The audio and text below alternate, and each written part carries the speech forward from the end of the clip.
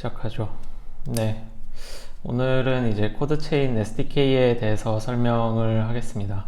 저는 이제 코드체인의 정진경이고요. 일단 SDK의 상세한 설명을 하기에 앞서서 저희가 이제 테스트넷을 운영하고 있는데 그 테스트넷에서 트랜잭션 수수료를 내기 위한 이제 뭐 CCC를 받는 방법, 네, 뭐 익스플로러 링크 같은 거를 소개해 드리려고 합니다. 일단 저희가 이제 테스트넷 이름이 코기인데요. 그래서 kogi.codechain.io에 들어가시면 이제 오른쪽과 같은 화면을 보실 수 있는데, 여기서 이제 익스플로러, 뭐 콘솔, 퍼싯 같은 사이트에 들어가실 수 있어요. 그래서 이제 익스플로러에 들어가면 이제 현재 코기 테스트넷에서 컨펌되고 있는 블락, 트랜잭션, 뭐 아니면은 뭐 CCC 주소나 뭐 CCA 주소로 이제 검색을 해서 뭐 그 계정에 뭐 CC가 얼마 있는지, SS이 뭐 어떤 SS이 몇 개나 있는지, 트랜잭션은 뭐였는지 등을 확인하실 수 있고요.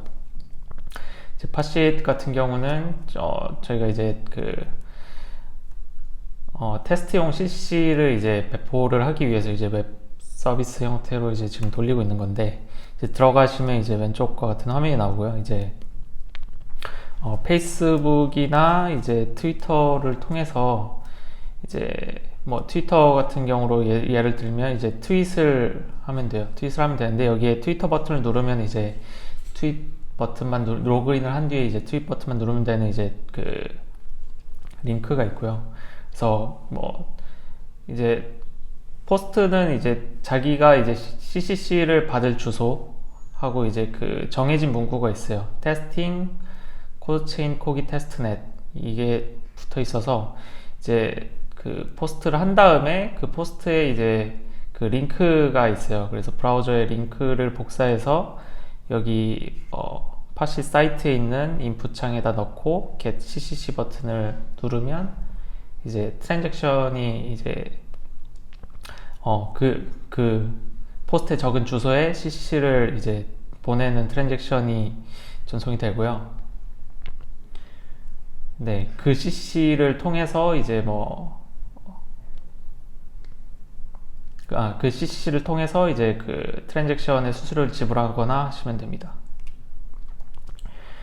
그리고 이제 코기 테스트넷에 이제 그 노드를 띄우는 방법인데요. 일단 저희 이제 GitHub의 릴리즈 그 GitHub 저장소에 이제 릴리즈 탭에 가시면 이제 저희가 릴리즈를 할 때마다 이제 바이너리를 올리고 있어요. 그 바이너리 다운로드 받아서 이제 코기 네트워크라고 이제 그 옵션을 주고 돌리면 되는데, 이제 처음에 돌면 이제 처음에 붙을 노드가 필요해요. 그래서 부트스트랩 어드레스가 이제 여기 있는 슬라이드 있는 대로 주시면 이제 그 노드에 붙어서 클론을 받고요. 이게 그 테스트넷 상황에 따라서 이제 뭐 저희가 주기적으로 리셋을 하긴 하는데, 이제 블락이 많이 쌓여 있으면 이제 이 싱크를 받는데 시간이 좀 걸릴 수 있어요. 그래서 노드를 직접 뭐 이제 본격적으로 개발을 하겠다 하면은 노드를 띄우는 거를 추천드리지만, 내가 뭐 잠깐 하겠다 그러면은 노드를 반드시 띄울 필요는 없고요. 저희가 이제 운영하고 있는 테스트용 이제 RPC 서버가 또 따로 있어요. 그래서 여기 테스트넷 RPC 노드 주소가 있는데, https에 kogi-rpc.codechain.io로 저희 코드체인 스펙에 있는 RPC 그 요청들을 보내면 signed transaction이나 get best block number 같은 이제 RPC들을 호출할 수 있습니다. 이제 이거는 이제 공용 RPC 서버이기 때문에 이제 어카운트 관련된 기능은 다 디세이블 돼 있고요. 그래서 뭐 보안 이슈가 될 수 있는 RPC들은 다 꺼져 있고, 값을 읽거나 아니면 이미 서명된 트랜잭션을 보내거나 하는 RPC만 되는 이제 서버입니다. 그래서 이제 코드체인 SDK인데요. 이제 저희가 이제 지금 뭐 고나 파이썬 SDK도 준비를 하고 있는데, 지금 현재 배포되고 있는 거는 자바스크립트 SDK고, 이제 노드.js 8버전 이상을 권장드리고요. 그리고 이제 타입스크립트로 작성이 되어 있기 때문에 타입 디피니션들이 제공이 됩니다. 그래서 SDK를 사용하기 위해서는 이제 이제 노드에 익숙하신 분들이라면 잘 아시겠지만 이제 npm install 하고 이제 코드체인 SDK를 하면 이제 SDK가 설치가 되고요. SDK에 있는 모듈들을 이제 좀 설명을 드릴 텐데요. 이제 크게 네 가지가 있어요. 이제 RPC, Core, Key, Util인데 이제 RPC는 이제 노드하고 통신하기 위한 RPC 함수를 호출하는 인터페이스를 제공하는 이제 모듈이고요. 이제 코어 같은 경우는 이제 그 트랜잭션을 만들기 위한 함수들, 그리고 서명을 하기 위한 함수들, 트랜스퍼 트랜잭션의 인풋 아웃풋의 내용을 조작하는 함수들이 있습니다. 그리고 이제 키 같은 경우는 이제 서명과 관련된 이제 그 로직들이 포함되어 있는데 예를 들면 이제 트랜잭션에 서명을 한다든지, 그리고 이제 저희 뒤에 설명드리겠지만 키스토어가 따로 있어요. 이제 SDK가 이제 그 단독으로 동작하는 모드도 있지만 이제 프로덕션 환경에서 배포를 하려면은 키 보관이 이제 또 중요한 이슈이기 때문에 저희가 키스토어를 원격으로 이제 서버를 따로 세워서 그 서버가 키만 관리하는 이제 그런 서버가 있는데 이제 그 서버와 통신하는 모듈이기도 하고요. 그리고 이제 서명을 할 때 이제 저희가 그 코드체인 VM 설명할 때 나왔던 내용인데 이제 언락 스크립트를 써야 돼요. 그래서 단순히 이제 메시지를 주면 서명하는 것 뿐만 아니라 이제 그 락 스크립트와 언락 스크립트가 관련된 내용도 이제 키 모듈에 들어가 있습니다. 그리고 이제 util 펑션 같은 경우 이제 해시 함수나 크립토그래픽 펑션들이 있습니다. 그래서 RPC 모듈에 대해서 좀 더 자세히 설명하면 이제 RPC도 이제 그 일종의 네임스페이스가 있습니다. 그래서 노드 등 관련된 핑을 날려볼 수 있고 이 노드의 버전이 뭔지 같은 걸 알 수 있고, 체인 같은 경우는 이제 체인 정보, 베스트 블락이 뭐냐, 지금 현재 블락 넘버 뭐냐, 트랜잭션, 체인에 포함되어 있는 트랜잭션을 달라, 이런 RPC들이 있고, 이제 네트워크 같은 경우는 이제 P2P 네트워크와 관련된 인터페이스들이 있어요. 그래서 특정 노드에 연결하지 말라는 블랙리스트 같은 거를 이제 조작할 수도 있고요. 어카운트 같은 경우는 이제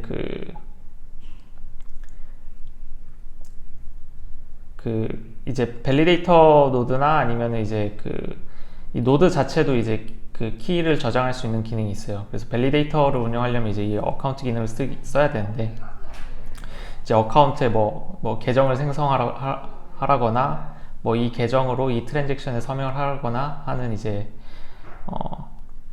RPC 등이 있습니다. 이제 엔진은 이제 그 엔진과 관련된 이제 조작을 하는 RPC들이 있고요. 그 다음에 이제 코어 모듈은 아까 말씀드렸다시피 이제 트랜잭션을 만드는 이제 함수들이 주로 있습니다. 이제 키 모듈 같은 경우는 이제 그 키스토어에 연결하거나 아니면 이제 어드레스를 생성하거나 특정 어드레스로 서명을 해달라 하는 이제 그 함수들이 있거나 합니다. util에는 아까 말씀드렸듯이 해시 펑션이나 이제 ECDSA의 이제 함수들이 있고요.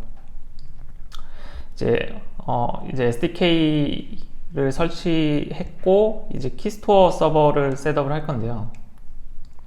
키스토어 서버도 이제 Node.js로 작성되어 있어서 일단 Node.js가 필요하고, 이거 같은 경우 이제 DB가 추가적으로 필요합니다. 저희 포스트그레스로 이제 구현이 됐고, 그래서 네, 여기 써 있는 대로 얀을 설치해 주셔서 얀으로 이제 패키지 관리를 하는 게 저희가 이제 권장하는 옵션이고요. 그래서 키스토어 서버 같은 경우는 이제 저희가 오픈 소스로 이제 배포를 하고 있는데, git 클론을 해서 소스 코드를 git 클론하고 이제 직접 이제 돌리는 인스트럭션 이제 여기서 보고 따라 하시면 되는데, 이제 클론하고 디펜던시 설치하고 네, 그리고 이제 데이터베이스 생성하는 게 이제 여기 리드미에도 내용이 있고요. 그래서 코드 체인 키 스토어 데이터베이스 생성하고 유저 생성하고 데이터베이스에 이제 그 유저한테 그 데이터베이스 권한을 주시면 됩니다. 그다음에 이제 뭐 DB를 쓰기 때문에 이제 마이그레이션 스크립트가 있어요. 그래서 얀 마이그레이트를 하면은 이제 그 키를 저장하는데 필요한 이제 테이블들을 생성을 하고요. 그다음에 이제 얀 스타트를 하면 이제 서버가 뜹니다. 이제 키스토어 같은 경우는 기본 포트가 7007번 포트고요. 그래서 SDK에서 이거를 어떻게 임포트하냐. 근데 이제 SDK에 이제 키 함수가 있어요. 그래서 create remote key store 하고 그 서버 URL을 이제 인자로 넘겨주시면 돼요. 그래서 뭐 여기 같은 이제 로컬에 띄웠다고 가정을 하고 HTTP 이제 로컬호스트 7007번으로 이제 연결을 하게 됩니다. 그래서 이제 키스토어를 생성을 하면은 이제 그 키스토어를 가지고 주소를 생성하거나 이제 서명을 할 수 있겠죠. 그래서 이거는 이제 주소를 생성하는 예제인데 플랫폼 어드레스 생성하는 예제인데 이제 키에 이제 create platform address라는 함수가 있어요. 그래서 인자로 키스토어하고 패스프레이즈를 넘겨주면 돼요. 그래서 패스프레이즈는 이제 패스프레이즈를 넘겨주게 되면 이제 DB에 이제 이 패스프레이즈로 암호화된 형태로 키스토어가 저장을 하고 있고요. 그래서 이 패스프레이즈를 이제 잃어버리면 이제 키를 이제 암호화된 형태로 있기 때문에 그 키를 쓰지 못하고, 그래서 패스프레이즈는 이제 반드시 기억을 해야 되는 값입니다. 네. 그리고 이제 set address도 이제 생성할 수 있는데, 이제 set address 같은 경우는 이 어드레스가 이제 엄밀히는 이제 이제 락 스크립트 해시와 파라미터를 지정을 해야 되는데, 이제 저희가 이제 지정한 이제 스탠다드 스크립트가 있어서 P2PKH 스크립트가 이제 기본값으로 지정되어 있어요. 그래서 사실 키스토어하고 패스프레이즈만 지정하면 기본적으로 이제 P2PKH 주소를 생성을 합니다. 그래서 create asset address로 해서 뭐 플랫폼 어드레스와 똑같은 방식으로 이제 키를 생성할 수 있고요. 네, 이제 주소를 이제 생성을 했으면 이제 asset을 그 SDK를 이용해서 어떻게 asset을 발행하고 이제 전송할 수 있는지에 대해서 알아보겠습니다. 일단 asset을 생성하는 것부터 먼저 해볼 텐데요. 이제 asset을 생성하려면 이제 SDK에 이제 코어 모듈에 있는 create mint asset transaction을 만들어야 돼요. 그래서 여기 있는 이제 파라미터들을 잠깐 설명을 드리면, 이제 스킴이 이제 이 mint asset이 가진 정보를 담는 거고, 그래서 지금 현재 샤드 기능 꺼져 있기 때문에 그냥 항상 0이라고 생각하시면 되고요. 메타데이터에 이제 name, description, icon URL을 이제 이 포맷대로 적어주시면 이 포맷을 이제 익스플로러 같은 데서 인식을 해서 뭐 아이콘 URL을 보여준다거나 뭐 이름을 보여준다거나 하는 게 가능합니다. 그리고 이제 supply는 이제 이 발행할 당시에 이제 수량을 몇 개로 할 건지 지정을 하는 거고요. 그래서 이거 같은 경우는 이제 10,000개를, 초기 수량을 10,000개를 이제 발행을 하는 건데, 이 초기 수량 10,000개를 받을 이제 그 asset 어드레스가 필요해요. 그래서 레시피언트 파라미터 이제 그 주소를 넘겨주시면 되고요. 이렇게 해서 이제 반환 떼는 값이 이제 트랜잭션이에요. 그래서 이 트랜잭션에 이제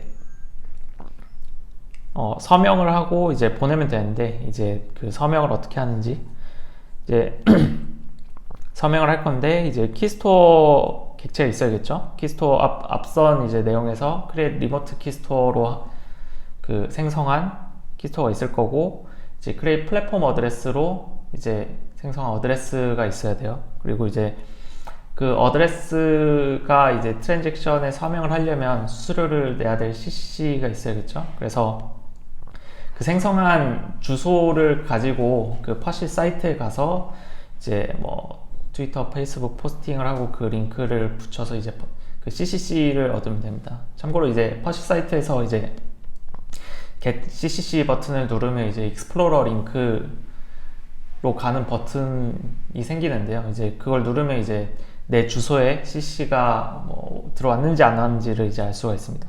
그래서 그거를 이제 확인이 되면 이제 그 트랜잭션을 날릴 수 있겠죠. 그래서 키스토어하고 이제 플랫폼 어드레스가 있고 이제 그거를 이제 트랜잭션 서명을 하면 돼요. 그리고 많은 분들이 이 컨셉에 익숙하시겠지만 뭐 이전에도 설명을 했었고 시퀀스라는 그 플랫폼 어드레스에는 이제 시퀀스라는 게 있어서 트랜잭션을 보낼 때마다 이제 일씩 올려가면서 서명을 해야 돼요.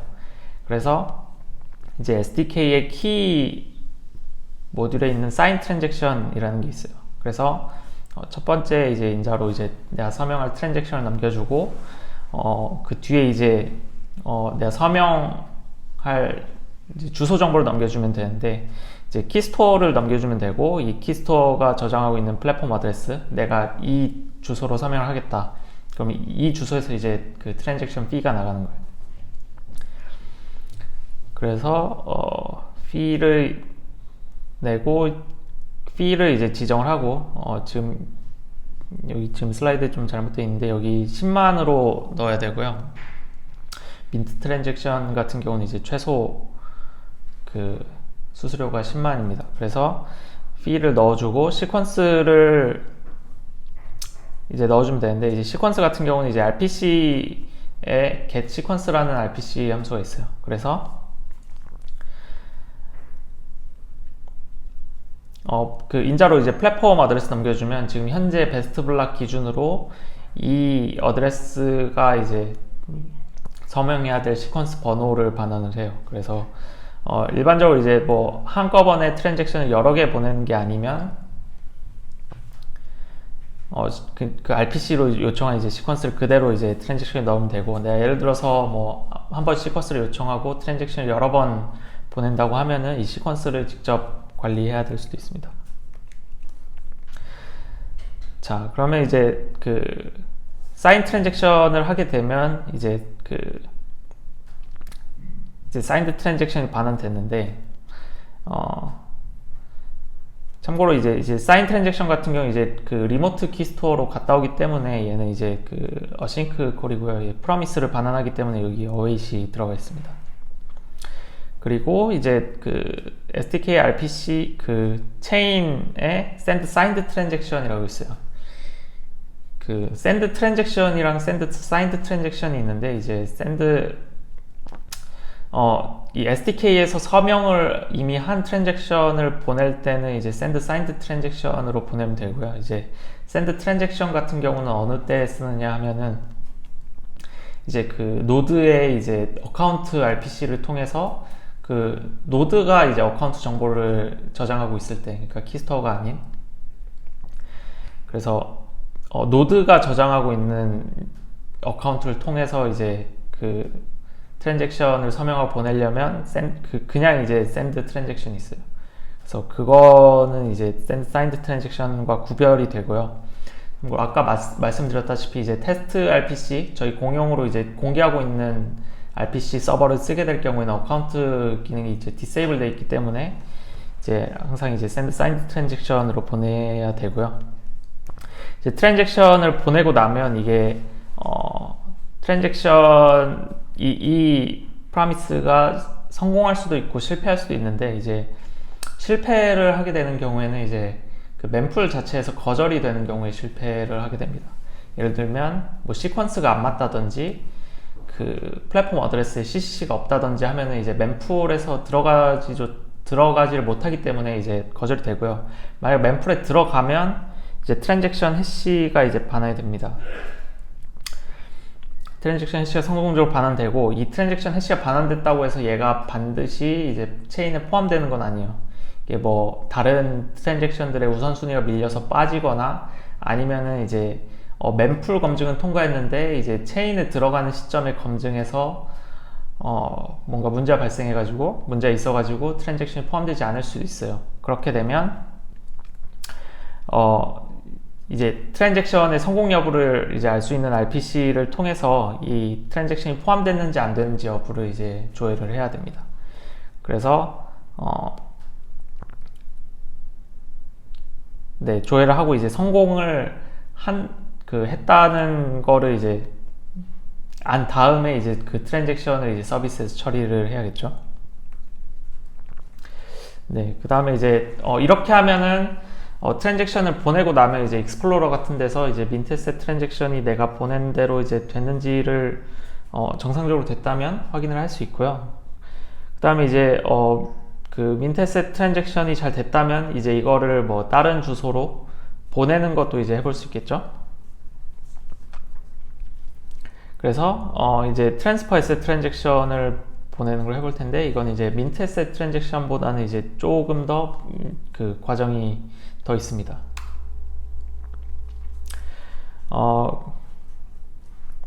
일단 이제 그 트랜스퍼 에셋 트랜잭션을 이제 만드는 것부터 이제 한 번에 만들지 않고 이제 인풋과 아웃풋을 이제 따로 넣게 되는데, 만약에 내가 그 로직상에 이제 그 민트 트랜잭션 객체가 이미 있어요. 뭐 get 트랜잭션, 뭐 민트 트랜잭션의 해시를 이용해서 뭐 RPC 콜로 get 트랜잭션 해서 뭐 민트 트랜잭션의 오브젝트가 이제 그 프로그램 로직상에 있을 때는 이제 get minted asset이라는 함수가 있어서 이 오브젝트를 이제 트랜스퍼 트랜잭션의 인풋으로 넘겨주게 되면 이 민트 트랜잭션에서 나온 그 아까 초기 수량 만개의 UTXO를 이제 쓸 수 있고, 로직상으로는 이제 보통은 이제 나눠져 있어요. 이제 누군가 트랜잭션을 가지고 있다.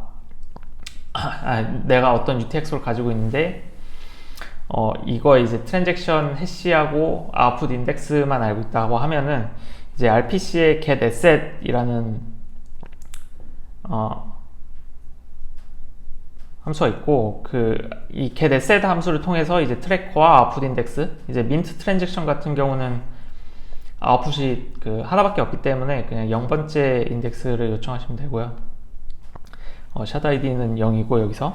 그래서 asset을 받으면 그 asset을 이제 그 트랜스퍼 트랜잭션의 인풋으로 넣어주게 되면 일단 이제 트랜스퍼 트랜잭션의 인풋이 들어간 거고요. 근데 이 인풋이 완성되진 않은 거야 아직. 그 다음에 이제 아웃풋을 넣어주면 되는데, 아웃풋은 이제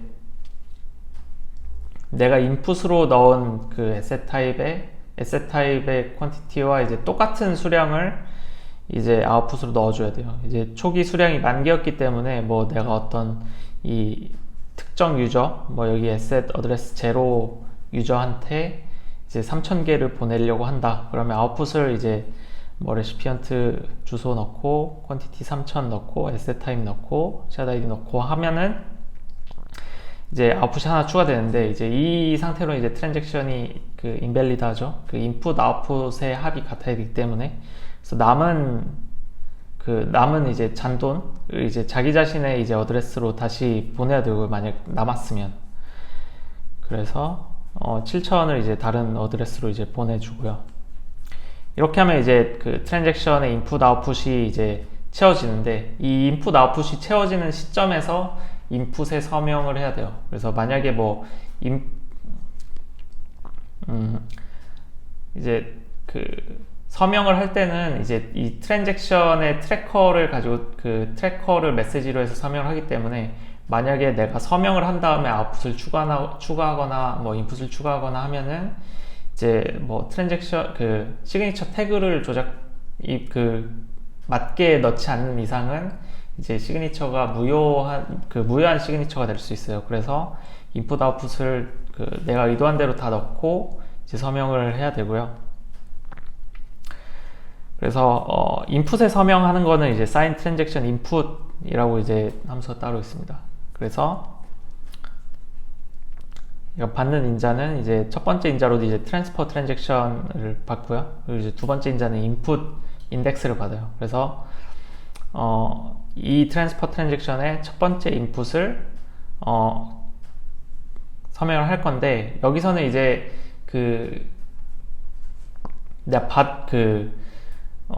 인풋 자체에 어드레스가 이미 적혀 있기 때문에 이 뒤에 인자에는 따로 이제 그 트랜잭션 서명할 때처럼 이제 뭐 플랫폼 어드레스를 적어 주던 것처럼 뭐 에셋 어드레스는 안 적어줘도 돼요. 이미 그 트랜잭션이 들고 있는 정보이기 때문에 키스토어와 그 어드레스 맞는 패스프레이즈만 넘겨주면 이제 뭐 패스프레이즈가 맞으면 이제 서명이 되는 구조고요. 이제 이렇게 되면 이제 그 트랜잭션의 내용이 완성된 거예요. 내용이 완성됐다는 건 이제 인풋 아웃풋이 결정이 되고 인풋에 서명이 됐으니까 이 트랜스퍼 트랜잭션 자체의 그 내용은 유효한데 이제 여기에 이제 아까 그 민트 트랜잭션에서 했었던 그 수수료 내는 서명, 사인 트랜잭션 플랫폼 어드레스 지정해서 사인 트랜잭션을 하고 이제 똑같은 과정을 거쳐서 샌드 사인드 트랜잭션을 해서 보내면 이제 트랜스퍼를 할 수 있게 됩니다. 네, 그 아까 이제 마찬가지로 내가 트랜스퍼 트랜잭션을 해서 나온 아웃풋을 다른 트랜스퍼 트랜잭션의 인풋으로 쓰고 싶으면 이제 트랜잭션 객체가 이제 그 프로그램 로직상에 있으면 이제 get transferred asset을 써서 여기는 이제 인덱스를 받습니다. 그래서 인덱스를 받아서 그 아웃풋을 꺼내서 이제 다른 트랜잭션의 인풋으로 쓸 수 있고 이제 민트하고 똑같이 이제 트랜스퍼 트랜잭션도 이제 트래커라는 게 있어서 이제 트래커와 이제 인덱스를 지정해서 get asset 함수로 호출해서 이제 UTXO를 쓸 수 있고요.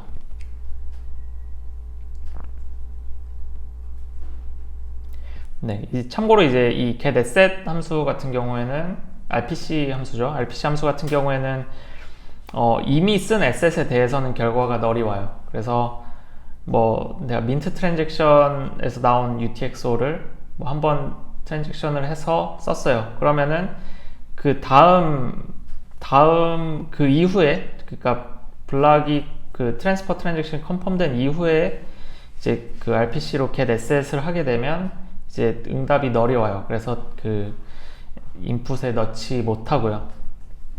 그래서 한번 소비된 UTXO는 한 번만 소비된다는 게 이제 그 RPC에는 이런 식으로 반영이 됩니다.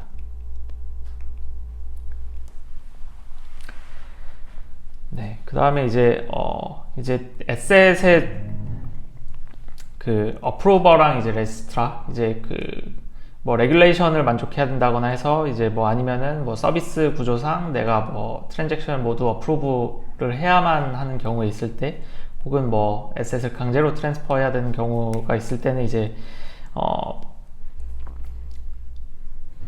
그 에셋을 생성할 때 이제 그 어프로버나 레지스트라를 등록을 해야 되는데 이제 등록하는 방법은 간단합니다. 그래서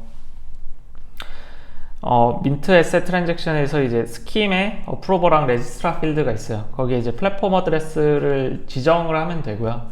지정을 하면 되는데 이제 저희가 이제 뭐 여기에 플랫폼 어드레스를 지정했는데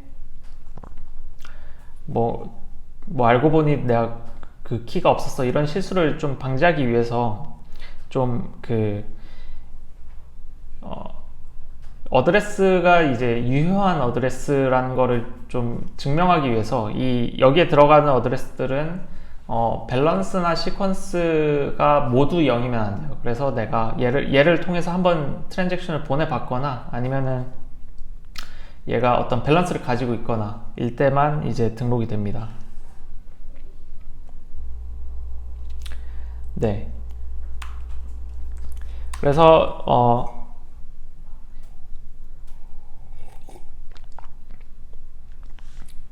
이제 어프로버랑 레지스트라는 이제 민트 에셋을 이제 할 때 결정할 수 있는데 이거를 못 바꾸는 건 아니에요. 나중에 그 체인지 에셋 스킴을 통해서 어프로버나 레지스트라를 바꿀 수는 있는데 이제 그 바꿀 수 있는 권한이 레지스트라만 있기 때문에 만약에 내가 이거를 나중에 바꿀 일이 생길 것 같다 싶으면은 레지스트라를 이제 처음부터 이제 넣어서 에셋을 발행을 해야 됩니다. 그래서 레지스트라가 없으면 걔가 다시 레지스트라가 생길 여지가 없기 때문에 이제 이 부분은 이제 발행을 할 때 어느 정도 유념을 해야 되는 부분이고요. 그래서 어프로버나 레지스트라로 등록됐으면은 이제 트랜잭션에 서명을 해야 되는 게 한 부분 추가되는 거거든요. 그래서 어프로버 같은 경우는 이 에셋의 거래를 이제 이 종류의 이 생성된 에셋의 거래, 뭐 트랜스퍼 트랜잭션의 거래를 이제 승인하는 역할인데, 이제 얘는 이제 수수료를 내는 거하고는 이제 다른 역할이거든요. 그래서 트랜잭션 서명을 할 때 이제 다른 방식으로 서명을 하게 돼요. 그래서 뭐 레지스트라도 마찬가지고요. 그래서 이제 키에 approve transaction이라는 이제 함수가 있어요. 그래서 트랜잭션을 넣고 이제 어카운트에 이제 그 서명을 할 플랫폼 어드레스, 키스토어, 패스프레이즈, 그러니까 뭐 결국 키스토어 관련된 이제 파라미터는 똑같아요. 그냥 이름만 다른데 이제 리턴하는 게 뭐 트랜잭션, 서명된 트랜잭션이 아니라 이제 그 어프루벌 트랜잭션이 나와요. 그래서 어프루벌 시그니처가 나와요. 그래서 이 어프루벌이 나오면 이 트랜잭션에 이제 추가를 합니다. 그리고 이제 추가된 이제 트랜잭션을 이제 보내면 되겠죠. 네. 이제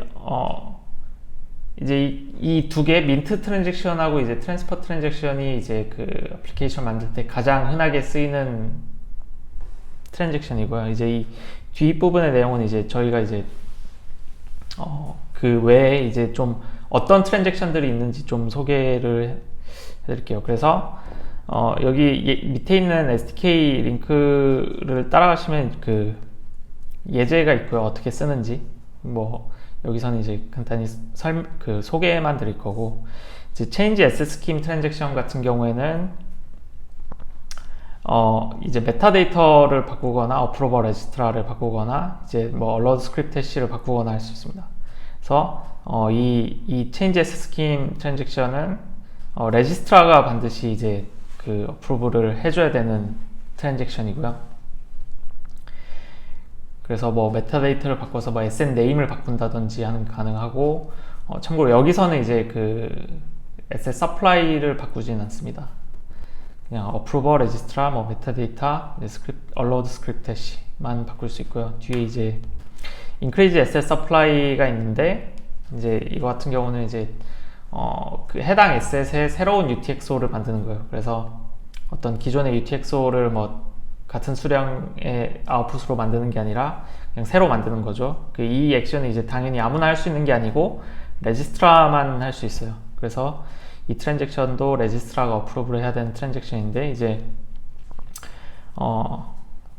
레지스트라가 이제 어프로브를 하면 이제 뭐 일정 수량의 에셋을 추가로 발행할 수 있는 트랜잭션입니다.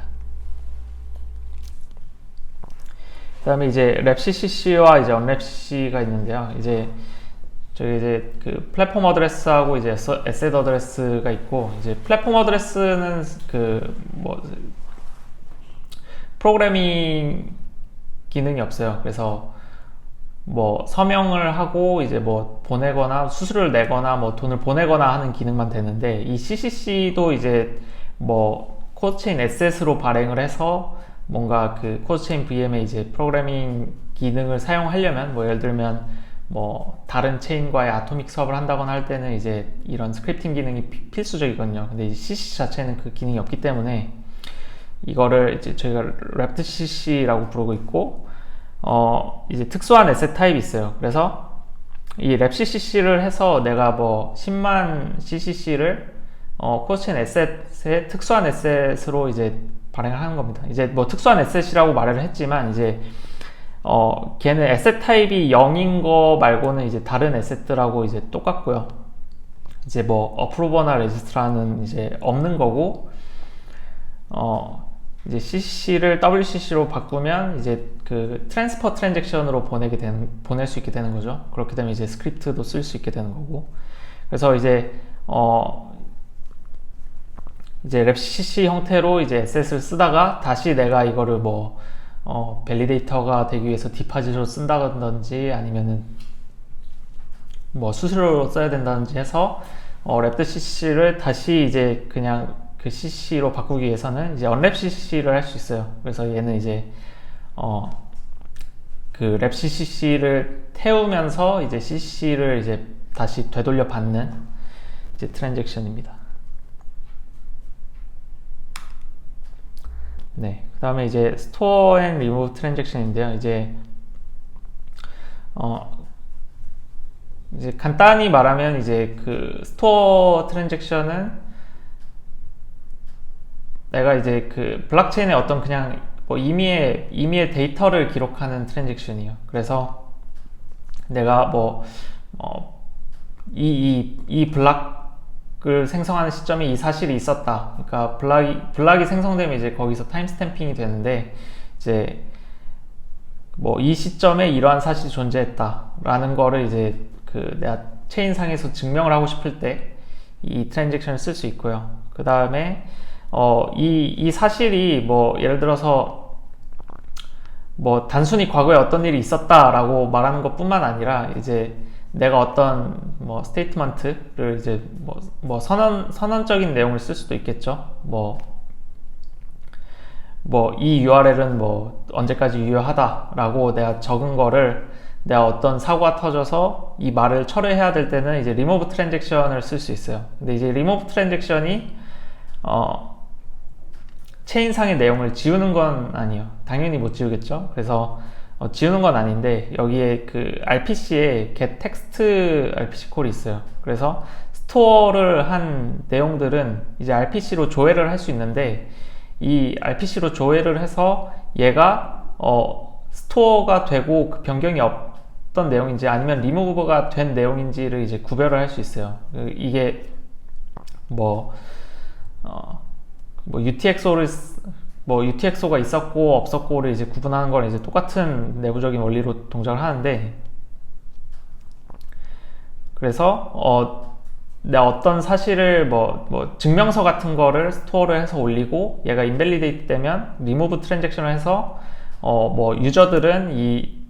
유저나 클라이언트들은 이제 getText RPC에서 나온 결과로 이 스토어 했던 결과가 아직까지 유효한지 유효하지 않은지를 이제 판단할 수 있는 이제 원리입니다. 그래서 증명서 같은 걸 올릴 때 이제 스토어나 리무브 트랜잭션을 쓸 수 있고요. 네, 그리고 이제 페이 트랜잭션은 이제 예제 같은 걸 보면 처음 나오는데, 이제 그냥 다른 플랫폼 어드레스로 이제 CC를 보내는 거고요. 이제 set regular key 트랜잭션은 이제 플랫폼 어드레스에 이제 regular key를 이제 등록할 때 쓰게 됩니다. 이제 regular key를 등록하게 되면 기존에 쓰고 있었던 플랫폼 어드레스의 키는 이제 set regular key를 부를 때만 쓸 수 있게 되고, 이제 set regular key 이후의 트랜잭션들은 이 regular key로 서명한 regular key로만 이제 서명을 해야 됩니다. 그래서 이제 레귤러 키를 잃어버리거나 했을 때만 이제 원래 플랫폼 어드레스의 키를 가져와서 다른 키를 등록하거나 아니면 그냥 키 등록을 해제하거나 할 수 있는 이제 트랜잭션이고요. 네, 이제 트랜잭션 내용들은 이제 얼추 다 이제 설명을 드렸고, 이제 저희가 이제 코드체인 인덱서라는 이제 프로젝트가 있는데, 이제 어플리케이션에서 이제 에셋이 발행되고 거래되다 보면 이제 UTXO 추적을 이제 하는 로직을 짜야 됩니다. 그래서 어떤 UTXO가 쓰였고 아직 안 쓰였고 이런 것들을 추적을 해야 되는데, 이제 인덱서 같은 경우는 해주는 일이 뭐냐, 블락을 이제 처음부터 쭉 다 읽어요. 읽어서 이제 DB에 이제 저장을 합니다. DB에 이제 내가 검색 가능한 형태로 저장을 해서 이 에셋에 이 어드레스가 가진 UTXO 정보를 다 줘 라고 하거나, 좀 더 어드밴스드한 기능으로는 이제 이 에셋에 이 어드레스가 언제 시점에 가지고 있었던 UTXO를 다 줘. 그래서 특정 과거 시점에 이 어떤 주소가 이 에셋을 소유했는지 안 했는지 이런 것들을 파악할 수 있고요. 이제 이게 이제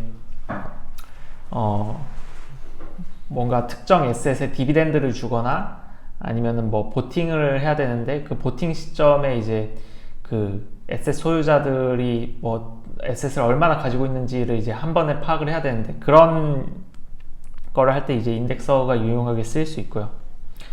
이제 인덱서를 쓰게 되면 이제 기본적으로 UTXO 관리를 인덱서가 하게 되는 거고, 이제 앞서 말씀드렸듯이 내가 어떤 민트 트랜잭션이든 트랜스퍼 트랜잭션이든 이제 트래커를 관리를 하면서 내가 어떤 트랜잭션 날렸고 이 트랜잭션의 몇 번째 아웃풋이 누구의 UTXO다라는 걸 기억하고 있어서 RPC를 요청해서 이제 트랜스퍼를 해야만 했었는데, 이제 인덱서를 쓰게 되면 그거를 이제 그냥 어떤 에셋 타입, 어떤 어드레스를 기준으로 이제 바뀌게 되는 거고요. 이제 좀 더 직관적이고 편리하게 되는 거죠. 네, 참고로 이제 그 익스플로러 같은 게, 익스플로러도 이제 인덱서 백엔드에서 이제 인덱서를 활용해서 이제 돌아가고 있습니다. 그래서 애플리케이션 예제를 하나 이제 그냥 어떻게 돌아가는지 간단히만 설명드릴 건데, 이제 뭐 보팅 같은 거를 어떻게 할 거냐, 이제 저희가 이제 보팅을 체인상에 이제 네이티브한 그 피처로 제공하진 않고요. 근데 이제 그냥 보팅을 한다고 하면은 그 안건에 대해서 어떤 보트 토큰을 발행하고 이제 특정 주소에 그 토큰을 보내는 방식으로 투표를 하는 겁니다. 그래서 뭐 0번 주소에 보내면은 뭐 찬성, 1번 주소에 보내면 반대, 뭐 2번 주소에 보내면 뭐 기권, 이런 식으로 이제 되는 구현을 하는 거죠. 그래서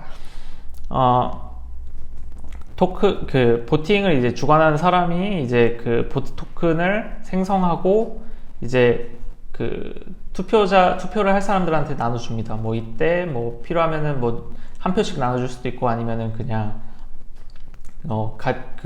투표 대상이 되는 에셋에 뭐 가지고 있는 토큰에 비례해서 투표권을 줄 수도 있겠죠. 그래서